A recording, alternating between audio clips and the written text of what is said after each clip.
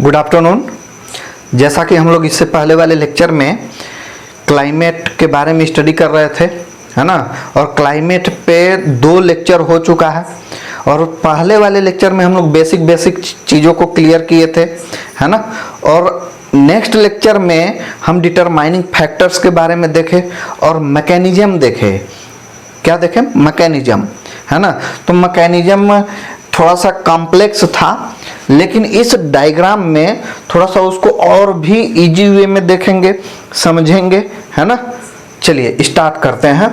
तो अगर आपसे पूछा जाए कि डिटरमाइनिंग फैक्टर्स ऑफ क्लाइमेट क्या है, तो आपको ये पता होना चाहिए टेम्परेचर, प्रेशर, ह्यूमिडिटी, है ना, latitudinal extent, altitude, distance from sea, continentality effect, है ना, ओशियानिक करंट के बारे में।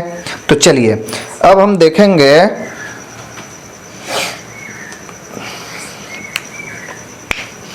उसी को, उस जो इससे पहले वाले लेक्चर में डायग्राम बनाए थे, है ना, उसी डायग्राम को हम एक सिंपल वे से समझने का प्रयास करेंगे, है ना। तो यहाँ पे हेडिंग डालिएगा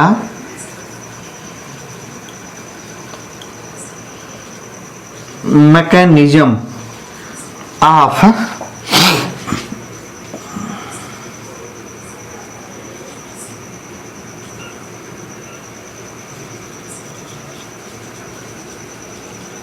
प्रेसिपिटेशन। क्या है? मैकेनिज्म ऑफ प्रेसिपिटेशन, है ना। तो आपको ध्यान होगा, है ना, कि इससे पहले वाला जो डायग्राम हम लोग बनाए थे, ड्रा किए थे, वो एक सर्कुलर शेप में था। किसमें था? सर्कुलर शेप में। लेकिन इसी सर्कुलर शेप को अभी देखिएगा कैसे एक प्लेन में हम ड्रा करेंगे। 0 degree, 30 degree north, 60 degree north और 90 डिग्री नॉर्थ, है ना। सेम उसी तरीके से सदर्न हेमिस्फीयर में भी 30 degree south, 60 degree south, 90 degree south, है ना। अब इसी डायग्राम के बेस पे हम लोगों ने मैकेनिज्म ऑफ प्रेसिपिटेशन देखा था, लेकिन इसको क्या करेंगे, बीच से कट कर लेंगे। ऐसा कंसीडर करेंगे कि हमने बीच से कट कर लिया है, तो यहाँ पे 90 degree, 60 degree, 30 degree, 0 degree, 30 degree north, 60 degree north और 90 डिग्री नॉर्थ, है ना। और इसी डायग्राम को क्या कर लेंगे, हम हॉरिजॉन्टली रख लेंगे अपने सूटेबिलिटी के अकॉर्डिंग, है ना। चलिए तो इसी डायग्राम को हम हॉरिजॉन्टली देख लेते हैं।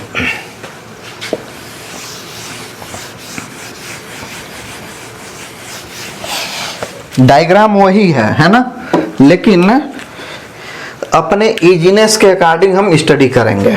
चलिए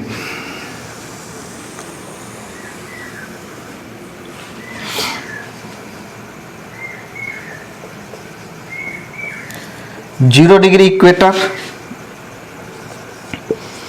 90 degree north pole, 60 degree north,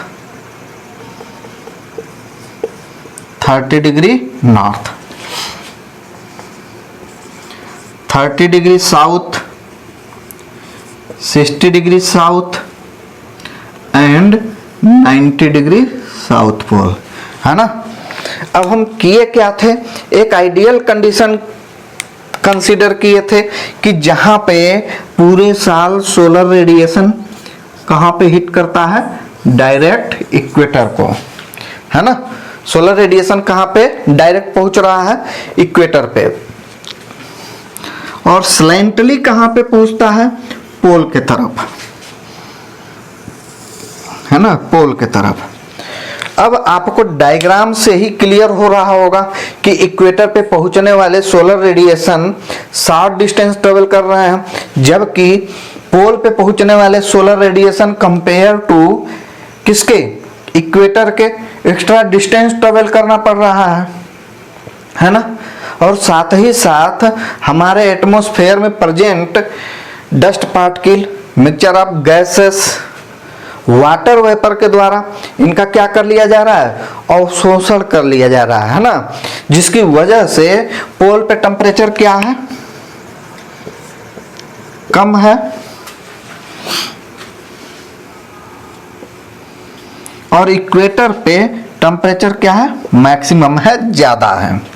ठीक, अब आपको इससे पहले वाले क्लास में भी डिस्कशन किया गया था कि temperature is directly proportion to क्या, वाटर वेपर, यानी कि जहां पे टेम्परेचर ज्यादा होगा वहां पे हमारे एटमॉस्फेयर में क्या, वाटर वेपर क्या होगा, ज्यादा होगा, अमाउंट में ज्यादा होंगे, है ना। जहां पे पोल पे टेम्परेचर कम है तो यहाँ पे वाटर वेपर की मात्रा क्या होगी, हमारे एटमॉस्फेयर में कम होगा, है ना। चलिए अब यहाँ पे टेम्परेचर और प्रेशर का गेम है, उस गेम को समझने का प्रयास करेंगे। ठीक, अब ध्यान दीजिएगा,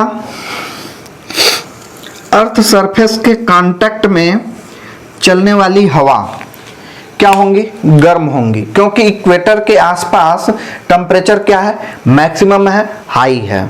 ठीक, और हाई होने की वजह से टेम्परेचर क्या हो रहा है, रिसीव कर रहा, जो हवाएं चल रही हैं सरफेस के करीब, है ना, हीट क्या होगा, टेम्परेचर रिसीव करेंगे, कहीं न कहीं वो विंड क्या होगी, वार्म होगी, है ना। जैसे आप देखे होंगे घरों में कि एक तवा रखा हुआ है ना, स्टोव पे तवा रखा हुआ है। अब ये तवा है, जैसे जैसे हीट रिसीव करिएगा, ये हीट रिसीव करेगा, तवा गर्म होगा, और आप हाथ ऊपर रख के अगर महसूस कर पाए तो आपको पता चलेगा कि नहीं ये तवा हमारा क्या है, हीट हो चुका है। तो कैसे पता चलता है, तो कहीं न कहीं उस हमारे एटमॉस्फेयर में present dust particles water vapour के माध्यम से हम उसको टच कर पा रहे हैं, महसूस कर पा रहे हैं, हीट का ट्रांसफर हो रहा है। सेम उसी तरीके से यहाँ पे अर्थ सरफेस के कांटेक्ट में चलने वाली हवाएं क्या होती हैं, गर्म होती हैं। गर्म होंगी हवाएं तो क्या होंगी, है हल्की होंगी, है ना। हल्की जब होंगी तो ये क्या होंगी, ऊपर उठेंगी।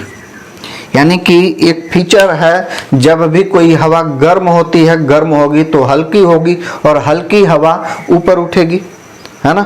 और साथ ही साथ टेम्परेचर यहाँ पे ज्यादा है, तो टेम्परेचर अगर ज्यादा है तो कहीं ना कहीं वाटर वेपर भी, वाटर जो है वाटर वेपर में कन्वर्ट होगा, और अपने साथ वाटर वेपर को भी अपने एटमॉस्फेयर में ट्रोपोस्फेयर तक लेके जाती हैं। इससे पहले वाले क्लास में हम लोग देखे थे, जो विंड का अपलिफ्टमेंट होता है ऊपर के डायरेक्शन में, वो कहां तक जाती हैं, ट्रोपोस्फेयर तक, है ना। अब ये कहिए कि ऊपर जाती हैं, हल्की होती हैं, क्यों होती हैं, तो आप पढ़े होंगे H2O के बारे में, है ना। तो H2O का मॉलिक्यूलर वेट जब निकालेंगे तो अदर गैसेस के कंपेयर में ये इनका जो अमाउंट है वो परसेंटेज में कम है ना। तो इस तरीके से जैसे जैसे हम अर्थ सरफेस से ऊपर जाते हैं टेम्परेचर क्या होता है, डिक्रीज होता है। टेम्परेचर डिक्रीज क्यों होता है, तो इससे पहले वाले क्लास में भी हमने समझाया था आपको कि रीजन क्या है, टेम्परेचर डिक्रीज होने के पीछे रीजन क्या है। ये हमारा अर्थ है, अर्थ सरफेस के पास जो भी डस्ट पार्टिकल्स का कंसंट्रेशन है ज़्यादा है, क्योंकि एक स्मॉल जी पाया जाता है ना, ग्रेविटी। और ये ग्रेविटी का काम क्या है कि किसी भी चीज को अर्थ सरफेस के तरफ क्या करती है, अट्रैक्ट करती है ना। यानी कि force of attraction between earth and other bodies. तो जैसे जैसे ऊपर जाइएगा इसका वैल्यू कम होगा, तो कहीं ना कहीं ट्रोपोस्फेयर तक जाते जाते डस्ट पार्टिकल्स का कंसंट्रेशन कम होता है ना।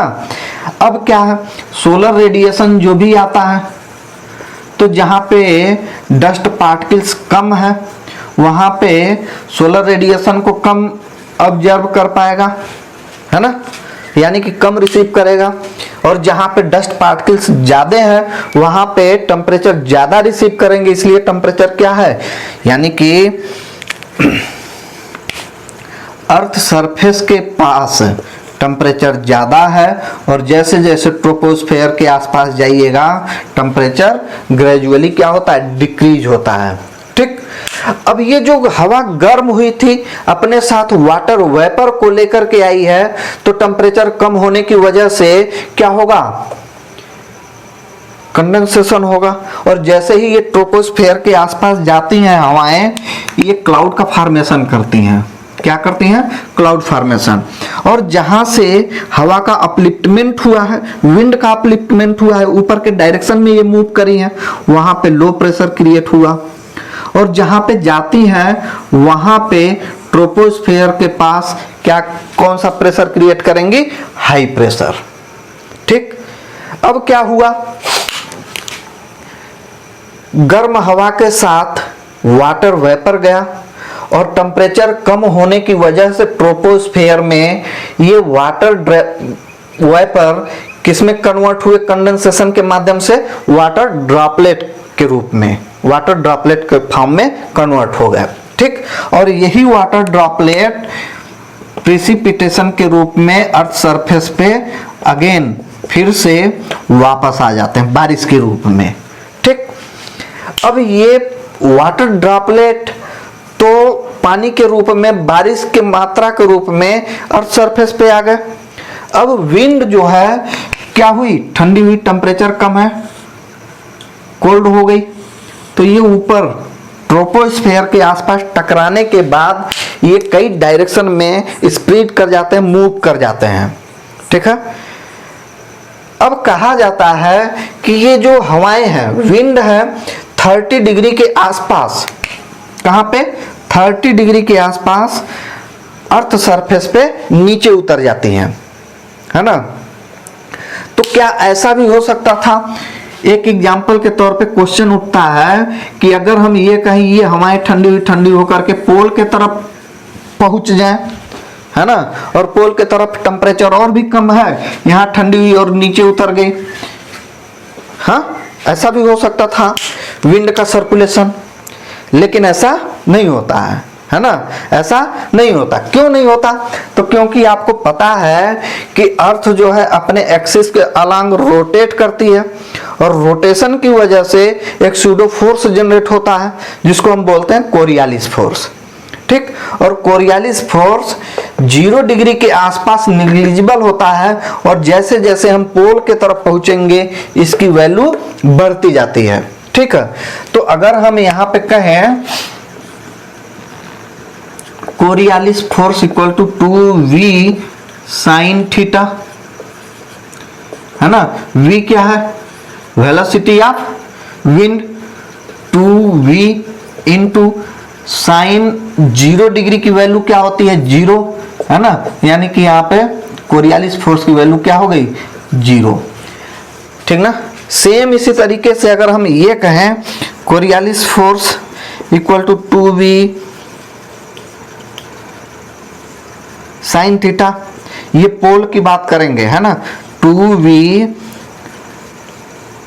साइन 90 डिग्री रख लेते हैं वैल्यू, 2v इंटू 1 साइन 90 का मान होता है, वैल्यू होता है 1, है ना, यानी कि 2v, और v क्या है, वेलोसिटी ऑफ विंड, है ना।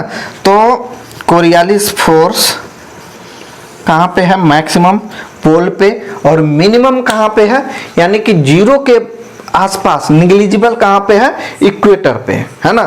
तो जैसे जैसे आप इक्वेटर से दूर जाएंगे कोरियालिस फोर्स की वैल्यू बढ़ेगी और यही कोरियालिस फोर्स जो है विंड के डायरेक्शन को डिटरमाइन करती है, चेंज करती है। ठीक है, तो ये जो पैटर्न बना है, जो अभी क्वेश्चन अराइज किया था, उस वैसा पैटर्न न बना करके दोनों ही हेमिस्फेयर में ये क्या होता है, 30 डिग्री के आसपास नीचे डाउनवर्ड डायरेक्शन में अर्थ सरफेस के आसपास आ जाते हैं। ठीक, अब आने के बाद फिर टकराएंगे अर्थ सरफेस पे, तो 2 डायरेक्शन में मूव करेंगी। ठीक है, 90 डिग्री से पोलर विंड आती है, कौन सी, पोलर विंड, है ना, 60 डिग्री के तरफ, जैसा कि डायरेक्शन में एरो के बेस पे दिखाया जा रहा है। ठीक, अब कंपेयर किया जाए कि पोल के तरफ से आने वाली विंड और जो 30 डिग्री से 60 डिग्री के तरफ आ रही है, इन दोनों में टेम्परेचर किसका ज्यादा होगा, है ना। तो टेम्परेचर किसका ज्यादा दिख रहा है आपको, जो 30 डिग्री से 60 डिग्री की तरफ आ रही है हवा। तो ये हवा क्या करेगी, कोल्ड विंड को नीचे दबा करके सप्रेस करके अपने ऊपर उठ जाएगी। ठीक, तो यहां पे जहां पे विंड कौन कौन सी, नेचर क्या है इन दोनों विंड्स के, एक कोल्ड विंड है और एक वार्म विंड है। ठीक, दोनों जहां पे टकराती है वहां पे क्या बनता है, फ्रंट बनता है। क्या बनता है, फ्रंट, है ना। ये हवा गर्म है जो ऊपर उठी, जिसका अपलिफ्टमेंट हुआ, ऊपर गई तो अपने साथ क्या लेकर के गई, वाटर वेपर लेके गई, और फिर से क्लाउड का फॉर्मेशन होगा। और वही चीज जो अभी 0 डिग्री के आसपास हम लोग डिस्कस कर रहे थे, कंडेंसेशन होगा वाटर ड्रॉपलेट के रूप में, ये किस में, प्रेसिपिटेशन के फॉर्म में नीचे आ जाएंगे अर्थ सरफेस पे, है ना, यानी बारिश होगी। सेम इसी तरीके से सदर्न हेमिस्फीयर में भी देख लेते हैं। यहां पे भी एक फ्रंट बनेगा, क्लाउड का फॉर्मेशन हुआ, बारिश हो गया, है ना। अब क्या है, ये हवा जो ऊपर गई फिर से ठंडी होगी, ठंडी होकर के कई डायरेक्शन में मूव करेगी, लेकिन हम 2D में पढ़ रहे हैं इसलिए 2 ही डायरेक्शन शो कर पा रहे हैं, है ना। देखिए, और यही कोल्ड विंड फिर डाउनवर्ड डायरेक्शन में पोल के तरफ, नीचे डाउनवर्ड डायरेक्शन में कहां पे आ जाएंगे, नीचे उतर जाते हैं, है ना। चलिए, अब आप देख पा रहे होंगे कि यहां पे टेम्परेचर की वजह से 0 डिग्री के आसपास टेम्परेचर अधिक, प्रेशर लो होने की वजह से यहां पे प्रेसिपिटेशन हो रहा है, बारिश हो रही है ना। लेकिन 60 डिग्री के आसपास क्या हो रहा है, फ्रंट बन रहा है ना। दोनों ही हेमिस्फीयर में, या हम नॉर्दर्न हेमिस्फीयर में देखें या सदर्न हेमिस्फीयर में देखें, दोनों जगह फ्रंट बन रहा है। और फ्रंट बनने की वजह से यहाँ पे क्या हो रहा है, प्रेसिपिटेशन हो रहा है। यानी कि हम यहाँ पे अगर कहें तो frontogenesis precipitation takes place at 60 degree northern hemisphere और सदर्न हेमिस्फीयर, है ना। और ये क्वेश्चन पूछा जा सकता है स्टेटमेंट के फॉर्म में, है ना। एनडीए सीडीएस के एग्जाम में, सीएपीएफ के एग्जाम में आपको स्टेटमेंट के फॉर्म में ये क्वेश्चन पूछा जा सकता है। ठीक, टेम्परेचर के बेस पे यहां पे 0 डिग्री के आसपास टेम्परेचर के बेस पे प्रेसिपिटेशन हो रहा है, इसको हम बोल सकते हैं कन्वेंशनल रेनफॉल।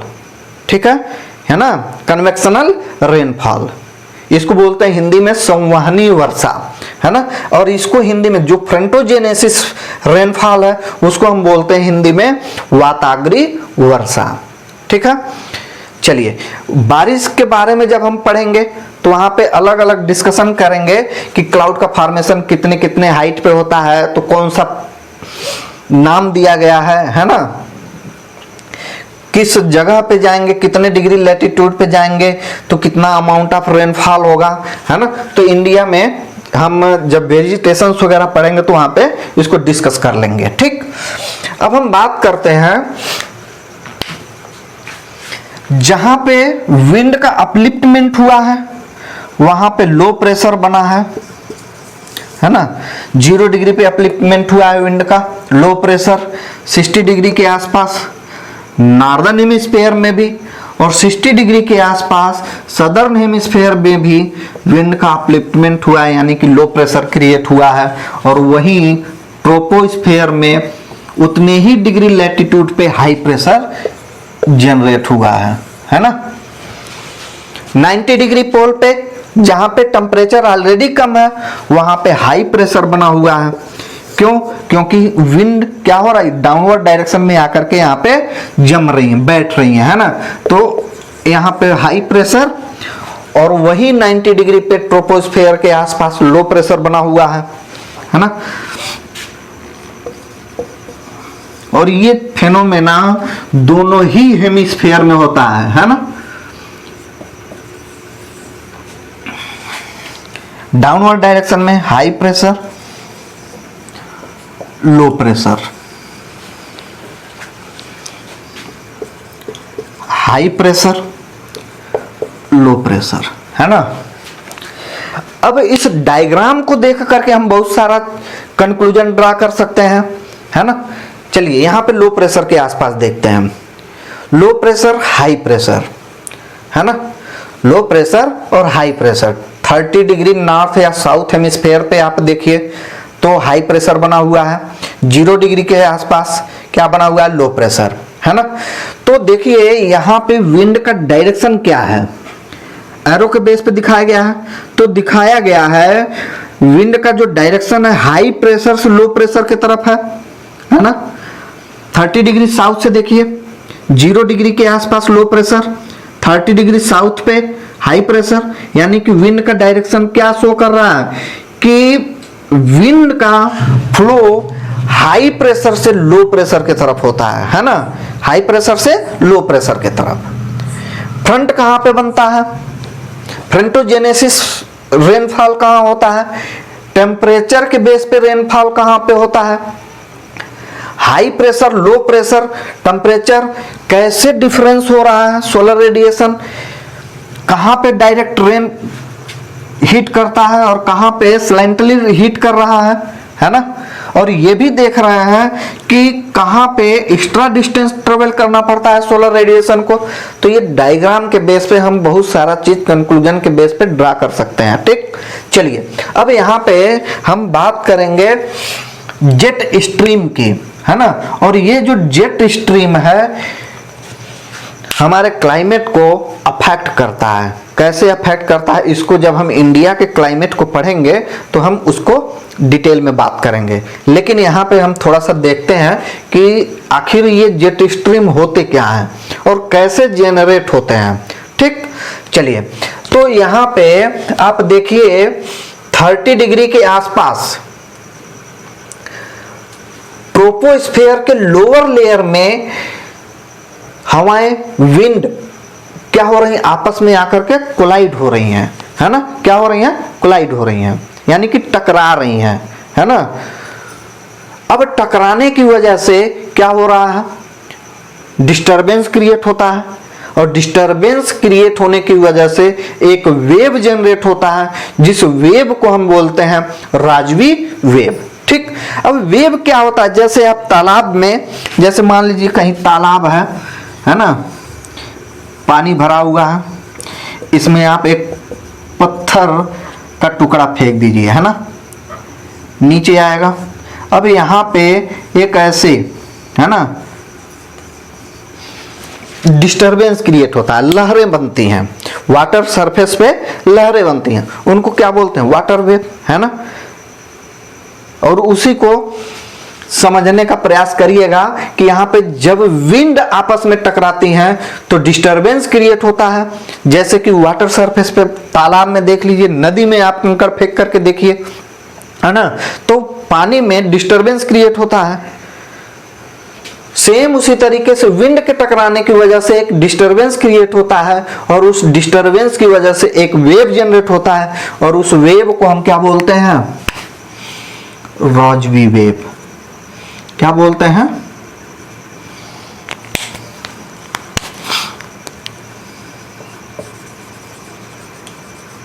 रॉजवी वेव, ठीक। अब ये चलती कहां पे है, जिग जैग मोशन कर, जिग जैग फॉर्म में चलती हैं और कहां पे, ट्रोपोस्फेयर के लोअर लेयर में 30 डिग्री नॉर्थ या साउथ लैटिट्यूड पे, है ना। यानी कि ये दोनों ही फेनोमेना दोनों ही हेमिस्फीयर में होता है ना। अब इसी राजवी वेव को हम क्या बोलते हैं, जेट स्ट्रीम। क्या बोलते हैं, जेट स्ट्रीम, ठीक। तो अभी हम क्या देख रहे थे, डिटरमाइनिंग फैक्टर्स ऑफ क्लाइमेट के बारे में स्टडी कर रहे हैं हम, है ना। तो इस डायग्राम पे समझिएगा कि टेम्परेचर के बारे में बात किए थे, प्रेशर के बारे में देख रहे थे डिटरमाइनिंग फैक्टर में, ह्यूमिडिटी जो अभी हम वाटर वेपर की बात कर रहे हैं, हाँ, लैटिट्यूडनल एक्सटेंट की बात कर रहे थे, यानी कि 0 डिग्री से लेकर के 30 degree north, 60 degree north, 90 degree north. Same उसी तरीके से सदर्न हेमिस्फीयर में 30, 60, 90 डिग्री नॉर्थ साउथ, है ना। लैटिट्यूडनल एक्सटेंट की बात कर रहे थे। फिर हम देख रहे थे उसमें एक डिटरमाइनिंग फैक्टर्स अल्टीट्यूड, यानी हाइट पे ट्रोपोस्फेयर तक ये विंड का अपलिफ्टमेंट और डाउनवर्ड डायरेक्शन में इनका मूवमेंट होता है, ठीक है। फिर रिलीफ की बात करते हैं, तो रिलीफ क्या है? रिलीफ फीचर भी किसी भी पर्टिकुलर प्लेस के क्लाइमेट को क्या करता है? डिटरमाइन करता है। जैसे इंडिया के क्लाइमेट के बारे में जब हम पढ़ेंगे तो वेस्टर्न घाट और ईस्टर्न घाट एक इम्पॉर्टेंट रोल प्ले करते हैं। ये क्या है? रिलीफ फीचर है। जब यहाँ से साउथ वेस्ट मानसून इंडिया में इंटर करता है तो वेस्टर्न घाट पे टकराता है और टकरा करके वेस्टर्न घाट पे ही ज्यादा से ज्यादा बारिश कराता है, और जैसे जैसे हम दूर जाएंगे बारिश की मात्रा में कमी आएगी, है ना। तो ये रिलीफ फीचर का रोल है। फिर हम देखे थे डिस्टेंस फ्रॉम सी, यानी कि कॉन्टिनेंटलिटी का इफेक्ट। किसकी? डिस्टेंस फ्रॉम सी या कॉन्टिनेंटलिटी इफेक्ट। तो यहाँ पे हम बात करेंगे, जब इंडिया के क्लाइमेट के बारे में जब स्टडी करेंगे तो साउथ वेस्ट मानसूनल विंड जब आकर के मालाबार कोस्ट या फिर वेस्टर्न घाट पे टकराते हैं तो टकराने के बाद यहाँ पे बारिश कर देते हैं, है ना। अरेबियन सी, इंडियन ओशियन से ह्यूमिडिटी गेन करती हैं, और जैसे जैसे कोस्टल एरिया से अंदर, कोस्टल रेंज से अंदर के तरफ जाते हैं, प्रेसिपिटेशन के अमाउंट में कमी आती है ना, बारिश की मात्रा में कमी आती है। यानी कि यही क्या है? डिस्टेंस फ्रॉम सी। जैसे जैसे समुद्र से दूरी बढ़ेगी बारिश की मात्रा में कमी आती है, जिसको हम बोलते हैं कॉन्टिनेंटलिटी इफेक्ट, ठीक है। फिर हम देखेंगे ओशियानिक करंट। तो कहीं ना कहीं 0 डिग्री से लेकर के 90 डिग्री नॉर्थ या साउथ के बीच में ओशियानिक करंट का भी एक इम्पॉर्टेंट रोल है ना। और ओशियानिक करंट के बारे में जब हम पढ़ेंगे तो 2 टाइप के ओशियानिक करंट्स होते हैं, है ना। एक वार्म ओशियानिक करंट और दूसरा cold oceanic current, cold current, है ना। तो कोल्ड करंट होंगी तो कहीं ना कहीं उस रीजन के टेम्परेचर को क्या करेंगे? फॉल डाउन करेंगे, है ना। जहां पे वार्म करंट होंगी वहां के टेम्परेचर को क्या करेंगे? राइज करेंगे, उठाएंगे, ज्यादा होगा। तो इस तरीके से कहीं ना कहीं ये सारे जो डिटरमाइनिंग फैक्टर्स हैं एक किसी भी पर्टिकुलर रीजन के क्लाइमेट को क्या करते हैं? अफेक्ट करते हैं, ठीक है। तो अभी तक जो हम लोग देख रहे थे ये मैकेनिज्म ऑफ प्रेसिपिटेशन है, यानी कि, और साथ ही साथ हम क्या बताए थे, एक क्या है? आइडियल कंडीशन है। क्या है? Ideal condition. और इसी आइडियल कंडीशन को हम क्या करेंगे? इंप्लीमेंट करेंगे जब भी किसी पर्टिकुलर रीजन के क्लाइमेट का स्टडी करना होगा, ठीक है। अब ये आइडियल कंडीशन जब हम इंडिया के क्लाइमेट को पढ़ेंगे तो यही आइडियल कंडीशन इंप्लीमेंट करेंगे इंडिया के क्लाइमेट को पढ़ने के लिए, ठीक है। चलिए अब यहाँ पे एक क्वेश्चन उठता है कि जो इंडिया का लैटिट्यूडनल एक्सटेंट है 8 डिग्री 4 मिनट नॉर्थ से लेकर के 37 डिग्री 6 मिनट नॉर्थ, है ना। तो आइडियल कंडीशन क्या बता रहा है कि 30 डिग्री के आसपास भाई बारिश नहीं होती है ना। क्या होता है? 30 डिग्री के आसपास बारिश नहीं होता है। लेकिन क्या इंडिया में बारिश नहीं होता? होता है ना। तो वहां पे कुछ लोकल लेवल पे फैक्टर्स हैं जो हमारे इंडिया के क्लाइमेट को अफेक्ट करते हैं, है ना। और इंडिया में भी बारिश होता है, ठीक है। तो नेक्स्ट जो सेशन होगा हमारा इंडिया के क्लाइमेट के बारे में होगा, है ना। हमारा जो नेक्स्ट सेशन होगा वो इंडिया के क्लाइमेट के बारे में पढ़ेंगे।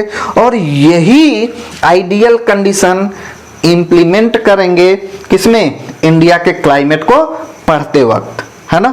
तो आप क्या करिएगा, इससे पहले वाले लेक्चर को और इस लेक्चर को अच्छे से देखिए, समझिए,